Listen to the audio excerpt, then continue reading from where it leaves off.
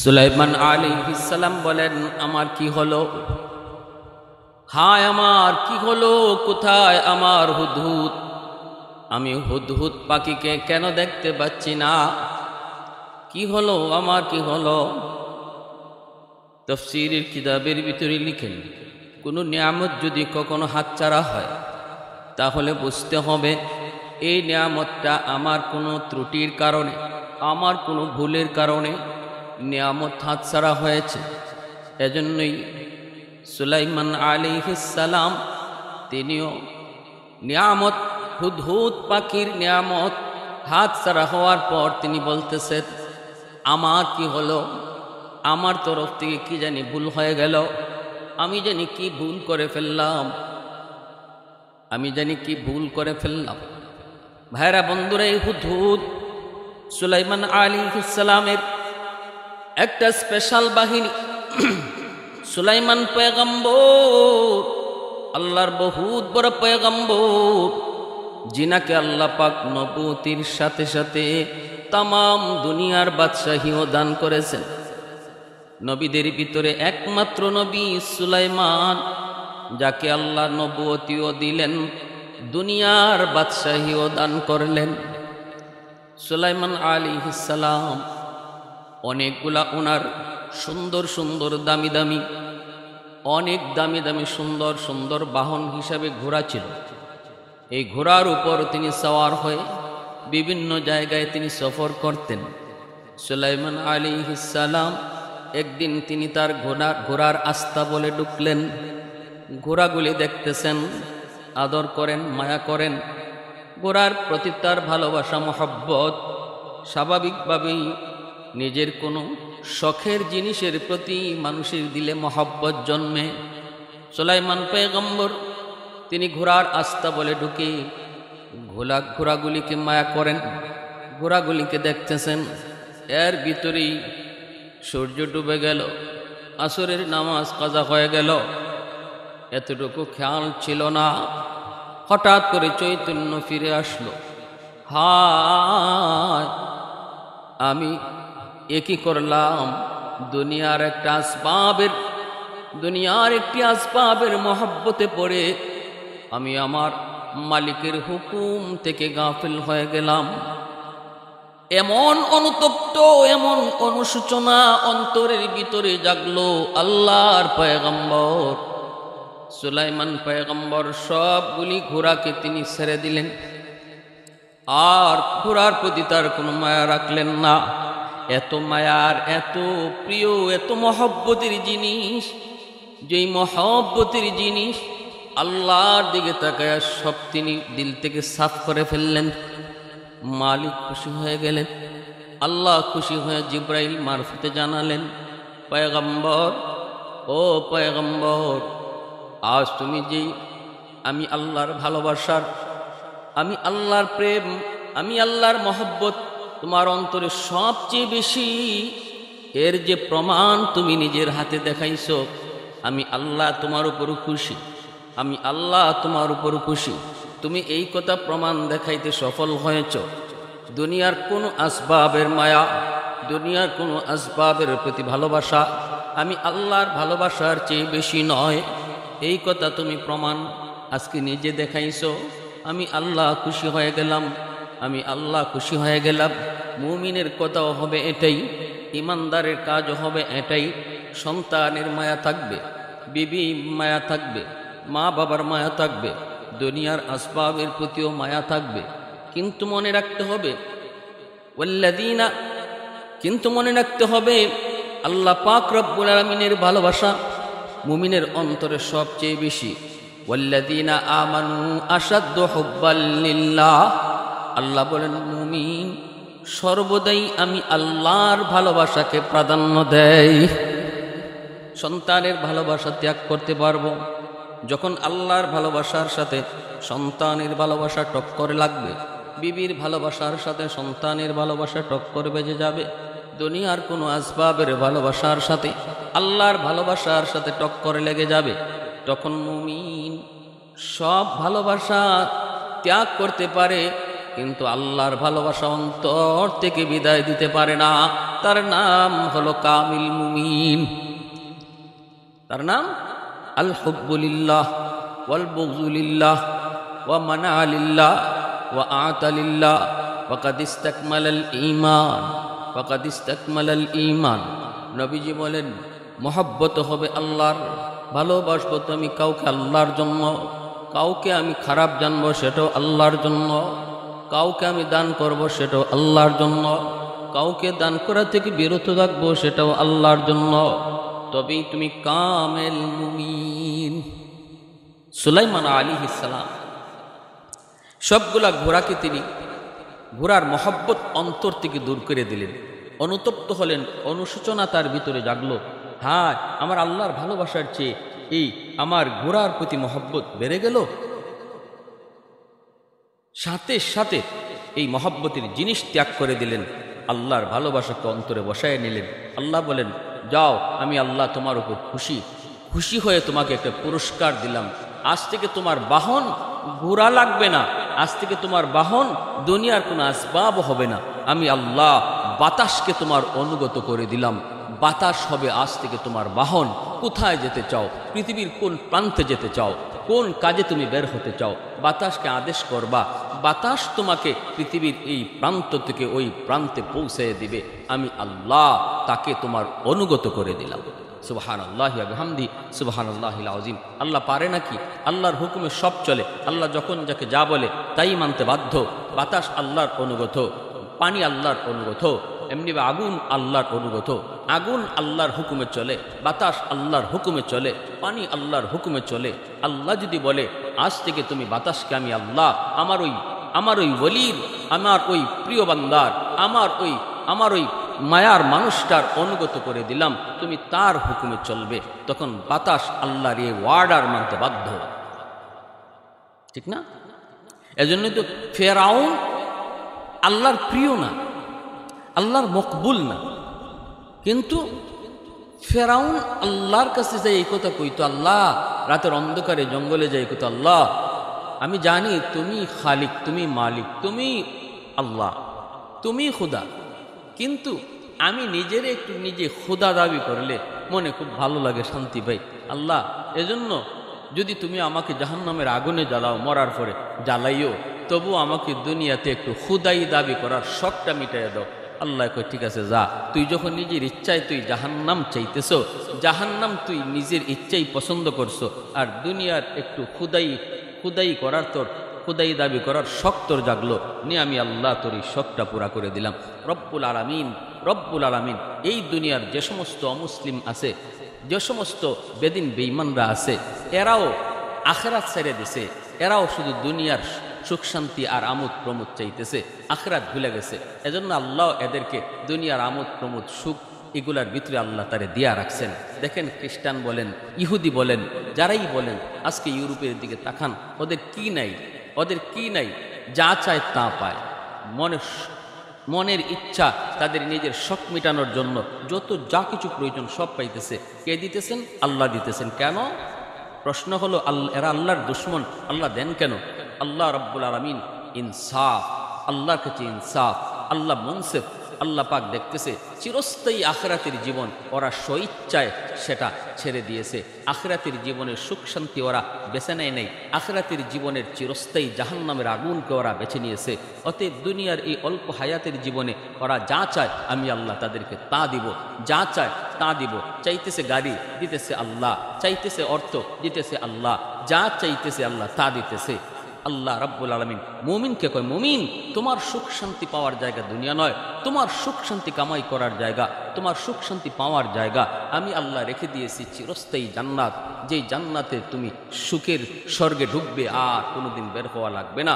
অতএব দুনিয়ার এই ক্ষণস্থায়ী জীবনে তুমি আমি আল্লাহর কাছে খুব আরাম আয়েশের চিন্তা করো না। এটা একটা স্বপ্নের মতো, চোখ মুজলা আর চোখ খুল্লা। আখিরাতের জীবনের তুলনায় দুনিয়ার এই হায়াতটা এর চেয়েও আর নগণ্য, এর চেয়েও নগণ্য। এখানে তুমি একটু কষ্ট করো, আমি আল্লাহকে খুশি করো, এখানে তুমি একটু নামাজ পড়ো, এখানে শেষ সাথে তুমি একটু আমি আল্লাহকে ডাকো, এখানে তুমি আরামের বিছানার চিন্তা করো না। আমি আল্লাহ তোমার জন্য আরামের চিরস্থায়ী ঠিকানা জান্নাত করে রেখেছি। এ হলো আল্লাহ পাক যে মুনসিফ, আল্লাহ পাকের যে ইনসাফ, পরিপূর্ণ ইনসাফের অধিকারী আল্লাহ এর প্রমাণ। কারণ খ্রিস্টানরা এরা যদিও আল্লাহ মানে না, কিন্তু বান্দা তো আল্লাহরই। ইহুদিরা ওরা আল্লাহকে মানে না, তাই বলে কি এদেরকে আল্লাহ বানায় নাই? এদেরকে আল্লাহই বানাইছে। এরাও আল্লাহরই বান্দা। আল্লাহ এদেরকেও নিজ হাতেই বানাইছে। ইমানওয়ালাদেরকে আল্লাহ যেমন খুব আদর করে বানাইছে, খ্রিস্টান ইহুদিদেরকে আল্লাহ বড় আদর করেই বানাইছে। এজন্য আল্লাহ পাক রব্বুল আলামিন দুনিয়ার এই অল্প হায়াতের জীবনে ওরা যা চাইতেছে আল্লাহ তা দিতেছে। আমার ভাইয়েরা, বন্ধুরা, যুবক, এজন্যই সুলাইমান আলাইহিস সালাম আল্লাহর পয়গম্বর, এইবার তিনি বুঝে গেলেন আল্লাহ তার উপর খুশি, বাতাসকে তার অনুগত করে দিলেন। আল্লাহর পয়গম্বর সুলাইমান এইবার তিনি কোথাও সফরে বের হলে আর ঘোড়ার প্রয়োজন হবে না, আর গাড়ির প্রয়োজন হবে না, আর বিমানের চিন্তাও করা লাগবে না। যদিও তখন গাড়ি ছিল না, যদিও তখন বিমান ছিল না, ঘোড়াই ছিল একমাত্র বাহন। আল্লাহ পাকের পক্ষ থেকে বাতাসকে বাহন করে দেওয়া হলো। সুলাইমান পয়গম্বর বিশাল বাহিনী লইয়া তিনি তার তখ্তের উপরে বসতেন। 2 ফরসখ পরিমাণ লম্বা ছিল ওনার এই সুলাইমানি তখ্ত। এই সুলাইমানি তখ্তের উপরে তিনি তার যত বাহিনী রয়েছে তাদের কমান্ডারদেরকে নিয়া, পরিবারের লোকদেরকে নিয়া প্রায় 4 বর্গমাইল পর্যন্ত লম্বা ছিল তার সেই সুলাইমানি তখ্ত। এই তখ্তের উপরে বৈশা তিনি পৃথিবীর কোথাও সফরের উদ্দেশ্যে বের হতেন। আল্লাহর পয়গম্বর সুলাইমান তিনি বের হয়ে গেলেন সফরের উদ্দেশ্যে। এই তখ্ত বাতাসের উপরে চলে, বাতাসের উপরে এই তখ্ত চলে। উপরে কোনো ছায়া নাই, ছায়া দেওয়ার ব্যবস্থা হলো পাখিরা উপরের ডানা মেলে মেলে তারা ছায়া দিত। যদি কোনো পাখি ওই জায়গা থেকে অদৃশ্য হতো, চলে যেত, ওই দিকটা দিয়েই সূর্যের আলো পড়ত। আর পয়গম্বর বুঝে যাইতেন কোনো একটা পাখি তার জায়গা থেকে সরে গেছে। ভাইরা, বন্ধুরা, সফরে বের হলেন আল্লাহর পয়গম্বর সাইয়্যিদুনা সুলাইমান। লম্বা সফর। তায়েফ গেলেন, মক্কা গেলেন। মক্কার মানুষকে তিনি আমার নবী, মায়ার নবীর আগমনের সুসংবাদ মক্কার মানুষকেও তিনি জানালেন। এরপরে ইয়ামেনের সানায় সুন্দর কি এলাকা দেখে তখ্ত নিয়ে সেখানে তিনি নামলেন বিশ্রাম করবেন। ওই মুহূর্তটাতে ওনার সেই খাস, ওনার বড় মায়ার, ওনার বড় আদরের একটা পাখি যার নাম হলো হুদহুদ। ওই হুদহুদ পাখিটা সে মনে মনে ভাবতেছে, পয়গম্বর যখন এখানে রেস্টে আছেন, আমি একটু ঘুরে ফিরে এলাকাটা দেখি। হুদহুদ একটু ঘোরার জন্য উপরে উঠল। উপরে উঠে তাকায় দেখি বহুদূর ইয়ামেনের মারিব অঞ্চল, ওই অঞ্চলে আলোকসজ্জায় সজ্জিত একটা মহল, আলোকসজ্জায় সজ্জিত একটা সাম্রাজ্য দেখা যায়। অনেক সুন্দর বাগান, ফুল সুসজ্জিত। হুদহুদ পাখিটা উপর থেকে দেখলো, আর ওই হুদহুদ পাখি তাও লক্ষ্য করলো ওই দিক থেকে আরেকটা হুদহুদ, ওই দিক থেকে আরেকটা হুদহুদ তার দিকে আসতেছে। অচেনা অপরিচিত 2 হুদহুদ পাখি একত্রিত হলো আসমানে। পরিচয় হয়, কে গো তুমি, কোত্থেকে এসেছো? সুলাইমান আলাইহিস সালামের হুদহুদের নাম ছিল ইয়াফুর। ডাক দিয়া কয়, আমি আল্লাহর পয়গম্বর সুলাইমান, দুনিয়ার বাদশাহ, তামাম দুনিয়ার বাদশাহ, ওনার একজন সৈনিক। আমি উনার একজন সৈনিক, তুমি কে? তখন ওই হুদহুদ কয়, আমিও একজন রানীর সৈনিক, আমিও একটা রাজদরবারে থাকি। কে তোমার রানী? ওই বিশ্ব সুন্দরী রানী বিলকিস। আমার রানী বিলকিস হলো ইয়ামেনের মারিব অঞ্চলের একজন রানী। তার হুকুমে ওই এলাকাটা চলে, ওই এলাকার রাজত্ব তার। এই পরিচয় পর্ব হওয়ার পর সুলাইমান আলাইহিস সালামের হুদহুদ সে তখন চিন্তায় পড়ল, কয় কি আমার মালিক তিনি তো দুনিয়ার বাদশাহ, এই তামাম দুনিয়ার বাদশাহীর ভিতরে কোনো এক অঞ্চলে এক রানী বাদশাহ, কোনো এক অঞ্চলে এক রানীর আদেশে চলে, এটা কেমন করে হয় ভাবতেছেন। ওই অবস্থায় রানী বিলকিসের হুদহুদ কয়, বন্ধু ও বন্ধু একটু চলো, আমার রানীর সাম্রাজ্য তোমাকে একটু দেখাবো, মেহমান হয়ে এসেছো, আমাদের এরিয়াটা একটু দেখে যাও, আমার রানীর সাম্রাজ্য তুমি একটু দেখে যাও। এই কথা বলতেই ইয়াফুর কয়, না আমি পারবো না, টাইম কম, কারণ আমার অনেক দায়িত্ব রয়েছে। আল্লাহর পয়গম্বর যে কোনো মুহূর্তে আমাকে ডাকতে পারেন। আমার ডিউটি হলো আমি জমিনের টুট রেখে পাতালের পানির খবর দেই, কারণ ওনার তখ্তের মধ্যে সব আছে, কিন্তু মরুভূমি অঞ্চল, পানির বড় অভাব। যখনই পানির প্রয়োজন হয় পয়গম্বর আমাকে আদেশ করেন, আর আমি জমিনে টুট লাগায়া পাতালের পানির খবর দেই, কতটুকু নিচে পানি আছে, পানি ভালো না মন্দ সব কিছু টুট লাগায়া আমি বলতে পারি। এতটুকু যোগ্যতা, এতটা গুণ আমার মালিক আমাকে দান করেছেন। সুবহান।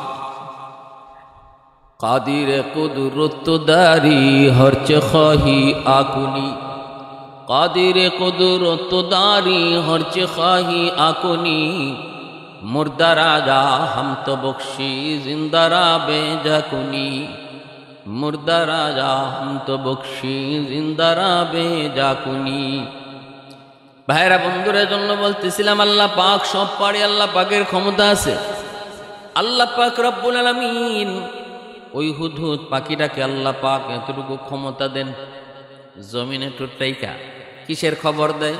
ওই পাতালের পানির খবর দেয়। তখন পয়গম্বর জিন দেবদানব ওদেরকে আদেশ করেন মাটি খোঁড়ার জন্য। অল্প সময়ের ভিতরে ওনার অধীনস্থ জিন, ওনার অধীনস্থ দেবদানব এরা অল্প সময়ের ভিতরে পানি খনন করে, মাটি সরায়া নিচ থেকে পানি বের করে। তখন তাদের হাজত পুরা হয়। এজন্য হুদহুদ কয়, বন্ধু পারব না, মন যদিও চায় তোমার রানীর রাজ্য দেখতে, কিন্তু ভয় হয় কখন জানি পয়গম্বর আমাকে স্মরণ করেন।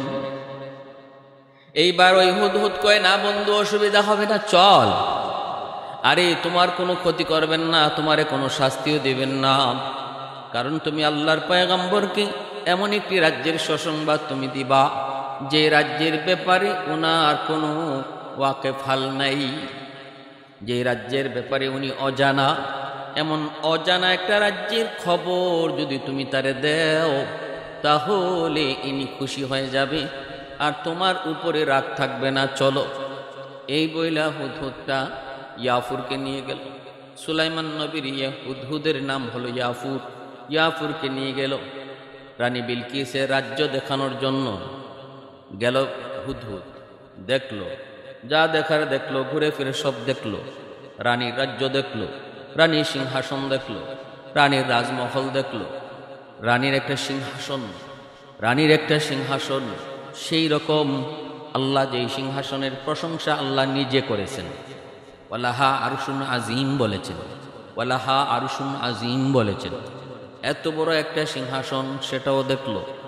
এইদিকে টাইম গড়িয়ে গড়িয়ে যাচ্ছে। পয়গম্বর সুলাইমান তিনি হুদহুদকে স্মরণ করলেন, কিন্তু হুদহুদ তো নাই। তখনই নবী অবাক হয়ে গেলেন আর বললেন, পবিত্র কোরআনের সূরাতুন নমলের মধ্যে আল্লাহ বলেন, পয়গম্বর সুলাইমান তিনি বলেন, মা লিয়া লা আরাল হুদহুদ, হায় আমার কি হয়ে গেল, আমার হুদহুদ কই? এখন আমার পানি লাগবে, কোথায় পানি আছে খবর দিবে কে? কে আমাকে জানাবে কদ্দুর নিচে পানি আছে? কই গেল হুদহুদ? আমার কি হয়ে গেল? আমার থেকে কি ভুল হয়ে গেল? হায় আমি আল্লাহকে কোন কাজে নারাজ করে ফেললাম? মালিক আমার একটা নিয়ামত ছিনিয়ে নিলেন, মালিক আমার একটা নিয়ামত ছিনিয়ে নিলেন। এটাই হবে মুমিনের কাজ। আমার হাত থেকে কোনো নিয়ামত চলে গেছে, এইবার আমার ভুলটা আমি তালাশ করব। ওই দিকে গুসা হওয়ার পরে, তার উপরে রাগ ঢালার পরে ওই হারায় যাওয়া জিনিসটার উপরে রাগ করার আগে আমি আমার নিজের ভুলটাকে নিজে আগে দেখব, আমার থেকে কি ভুল হয়ে গেল। যদি ভুলটা আমি খুঁজে বের করে নিতে পারি তাহলেই সমাধান চলে আসবে। ভাইরা বন্ধুরা, পয়গম্বর সুলাইমান পাখিদের রাজা ঈগল পাখিকে আদেশ করলেন, যাও তাড়াতাড়ি তালাশ করো, কোথায় গেল হুদহুদ, পরে ধরে নিয়ে আসো। কেন সে অনুপস্থিত? যদি সন্তুষ্টমূলক জবাব দিতে না পারে আমি তারে জবাই করব, আমি তারে হত্যা করব। সন্তোষমূলক জবাব যদি না দিতে পারে লাআযবাহান্নাহ, পয়গম্বর বলেন আমি তারে হত্যা করব। আল্লাহর নবী খুব ক্ষেপে গেলেন। ঈগল পাখি আকাশে উঠল হুদহুদকে খোঁজার জন্য। ঈগল খুঁজতেছে, হঠাৎ করে ঈগল দেখে ওই দিক থেকে মারিব অঞ্চল থেকে হুদহুদ দ্রুত বেগে আসতেছে। আকাশে তারে গ্রেপ্তার করল। ঈগল হুদহুদকে আকাশে গ্রেপ্তার করল। হুদহুদ বলতেছে, ভাই আমাকে মারবি না, হত্যা করবি না, একটু সুযোগ দাও, পয়গম্বরের কাছে আমাকে যাওয়ার একটু সুযোগ দাও। ঈগল কয়, তোর খবর আছে নবী এত গরম এত গরম এত গরম, তোর হত্যাই করে ফেলবে, অনুমতি ছাড়া কেন তুই বের হলি? কয় আমাকে একটু সুযোগ দাও। ওই সুযোগ তো পরে মনে হয় তোর হত্যা করে ফেলবে, গেলি তোর হত্যা করে ফেলবে। ওই কেন? আমার কি নিজের কোনো কথা পয়গম্বর শুনবেন না? আত্মপক্ষ সমর্থন কি আমার নাই? সব জায়গায় তো আত্মপক্ষ সমর্থন রয়েছে। আমি কেন অনুপস্থিত ছিলাম? যদি সন্তোষজনক জবাব আমি দিতে পারি তবে কি আমি মাপ পাব না? নবী কি এমন কোনো কথা বলেন নাই? ঈগল কয়, পয়গম্বর এই কথা বলেছেন, সন্তোষজনক জবাব যদি দিতে না পারো তাহলে মেরে ফেলবে। কয় ঠিক আছে, আমার কাছে জবাব আছে, যেই জবাবে নবী খুশি হয়ে যাবে। আমার কাছে জবাব আছে, চলো আমাকে নিয়ে চলো। গ্রেপ্তার করে নবীর সামনে হাজির করা হলো। এই ব্যাপার পয়গম্বর সুলাইমান কয়, কিরে হুদহুদ, একটু বল, তুই আমাকে সঠিক জবাব দে, তুই যুক্তিসঙ্গত জবাব দে, সন্তুষ্টিমূলক জবাব দে। কেন তুই কোথায় ছিলে, কি করেছিলে, কই গেছিলে? হুদহুদ পাখি তখন জবাব দিতেছে, পয়গম্বর আমি এমন এক খবর, এমন এক রাজ্যের খবর আমি আপনাকে দিব যে রাজ্যের ব্যাপারে আপনার কোনো খবরই নাই। ও কি আমার খবর নাই? বলে জি না, আপনি জানেনই না, এমন এক খবর আমি আপনাকে দিতেছি গো নবী। কি? আমি তো উঠছিলাম একটু আকাশে, যে একটু দেখি এলাকাটা, হঠাৎ নজরে পড়ছে ইয়ামেনের মারিব অঞ্চলের দিকে ঝলমল ঝলমল করতেছে একটা রাজ্য। আমি দেখতে দেখতেই দেখলাম আমার মতে আমার এক জাতিবাই হুদহুদ কেউ ওই দিক থেকে আসতেছে। তারপরে পরিচয় হলো দুইজনের। আমি বললাম আমি আল্লাহর পয়গম্বর, তামাম বিশ্বের বাদশাহ সুলাইমান আলাইহিস সালামের হুদহুদ, আমার নাম হলো ইয়াফুর। আমিও আরেকজন রানীর হুদহুদ। তখন আমি অবাক হলাম, তুমি রানী? তোমার রানী? আমার রানী হলো বিশ্ব সুন্দরী রানী বিলকিস। কোন রাজ্যের? মারিব অঞ্চলের। তখন সে আমাকে বলতেছে, দোস্ত তোমরা তো শাম সিরিয়া থেকে এসেছো আমাদের অঞ্চলে, তো চলো আমার রানীর রাজ্যটা একটু তোমারে দেখাই। আমি যেতে চাইলাম আমি যেতে চাই নাই গো নবী। ও আমাকে নিয়ে গেছে আর বলছে, এই খবরটা আপনাকে শোনাইলে আপনার গুসা আর থাকবে না। নবী গো, আমি সেখানে গেলাম, ইন্নী ওয়াজাদতু ইমরাতান, আমি সেই রাজ্যে যায় সেই রানীকে পেয়েছি। এমন নারী, এমন সুন্দরী নারী আমি হুদহুদ জীবনে দেখি নাই। বিশ্ব সুন্দরী, তার রাজমহলটা অনেক সুন্দর, তার এরিয়াটা অনেক সুন্দর, ফুলে ফলে সজ্জিত, ধনে বলে জনে সর্বদিক দিয়ে তার কোনো কমতি নেই। সব নিয়ামত যেন আল্লাহ তাকে ভরপুর করে দিয়েছে। আমি দেখলাম, ঘুরে ফিরে আমাকে সব দেখানো হলো। ওগো নবী, ওয়ালাহা আরশুন আযীম, আমি তার একটা সিংহাসন দেখেছি, এত সুন্দর এত দামি একটা সিংহাসন, আমি হুদহুদ জীবনে দেখি নাই। আপনার সিংহাসনটা এত সুন্দর নয়, রানী বিলকিসের সিংহাসন যত সুন্দর, রানী বিলকিসের সিংহাসন যত সুন্দর। তাফসীরের কিতাবে লিখেন 30 হাত লম্বা, 30 হাত প্রশস্ত, 30 হাত উঁচু, আর তার বিশাল এক বাহিনী আছে, সৈন্যবাহিনী। 12,000 সেনা কমান্ডার রয়েছে, 12,000 সেনা কমান্ডার। প্রতি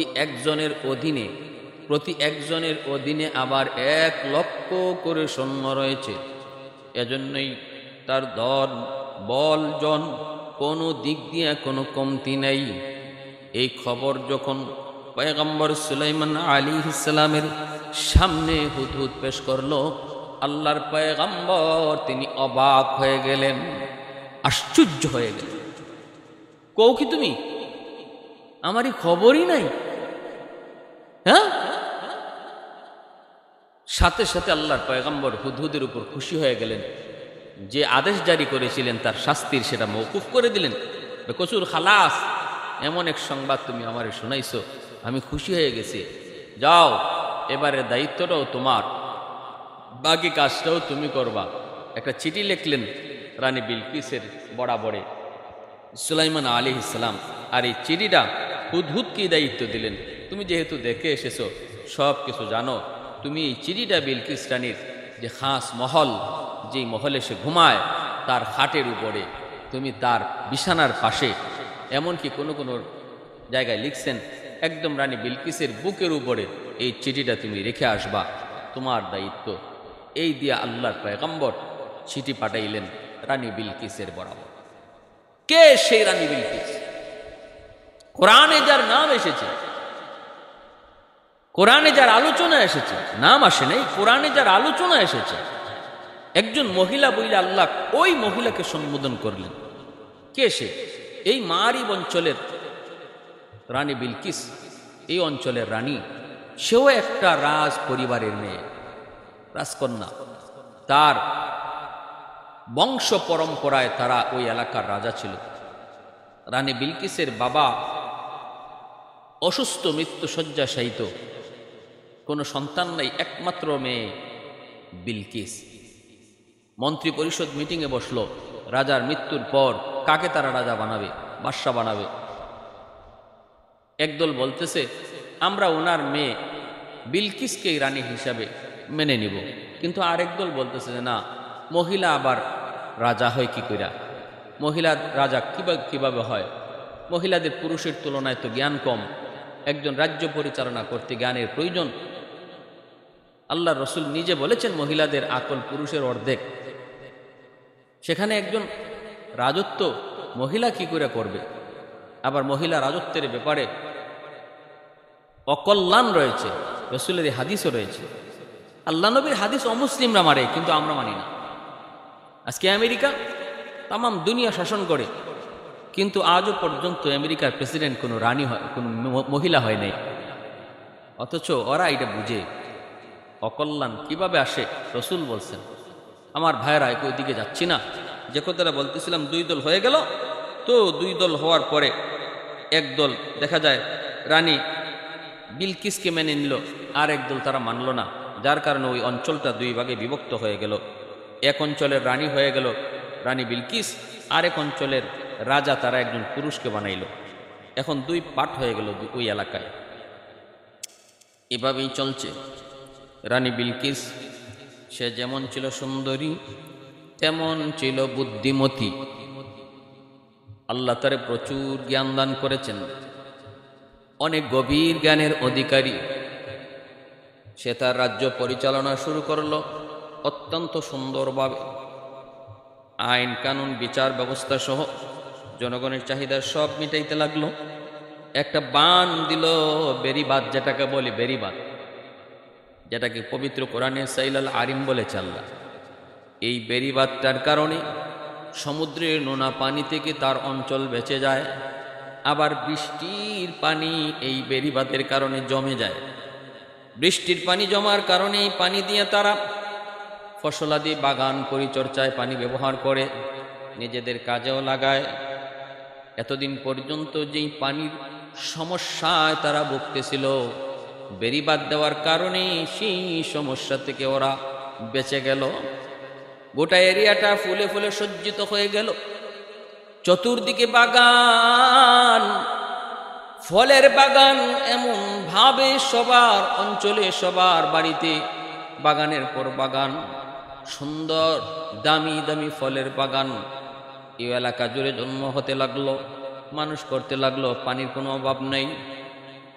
এমনকি কিতাবের ভিতরে লিখছেন ভাইয়েরা বন্ধুরা, তফসিরে মাঝহারিতে উল্লেখ করেন, একজন মানুষ টুকরি নিয়া, খালি টুকরি নিয়ে ওই বাগানের ভিতর দিয়ে যদি পায়ে হেঁটে যাইত, ফল পারা লাগতো না।